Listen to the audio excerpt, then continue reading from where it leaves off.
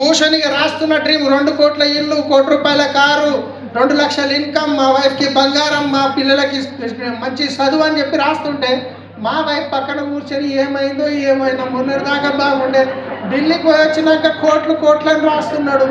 మూల చూస్తే విరుస్తున్నది, వాన వస్తే ఇది ఉన్నది గిట్ట సరిగా లేదు, ఏమైనా ఎవరు నిమ్మకాయలు తిప్పిరో ఏమైందో అని చెప్పేసి మా అబ్బాయిని ఎప్పుడు ఇంటికి వచ్చి కానీ ఆ ప్రశాసాన్ని పక్కన ఉంచుకొని సార్ దీంట్లో నిజంగా పైసలు వస్తాయని అడుగుతుండే.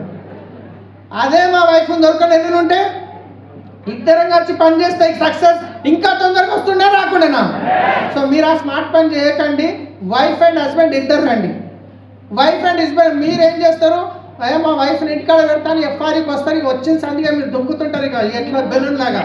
1,00,000 వస్తుంది, కారు వస్తుంది అంటే మీ మేడం అంటది ఎవరు చెప్పారు, ముత్తాత నుంచి సబ్బులు చేంజ్ చేస్తే రాలేదు, నువ్వేమో సబ్బులకి 1,00,000 వస్తాయి అంటావు అని చెప్పి సర్కారు ముందు కట్టుకొని కూర్చుమని కూర్చుందంటే గాలి వెళ్ళిపోతాడు. కూర్చోవాడు ఏదో సబ్బులు అంటే 1,00,000 వస్తాయంట. ఓ అమ్మాయి నాకు విడాకులు కావాలి, మా ఆయనకు పిచ్చి పట్టింది అంటది ఆమె. కాబట్టి అట్లా చేయకండి. పెళ్ళైన వాళ్ళు ఖచ్చితంగా వైఫ్ అండ్ హస్బెండ్తో రండి. పెళ్లి కాని వాళ్ళు ఉంటే మమ్మీను డాడీని దొరకొని రండి. సో రెడీయా? సో కలుద్దాం ఎఫ్ఆర్ఈలో. Thank you. Wish you.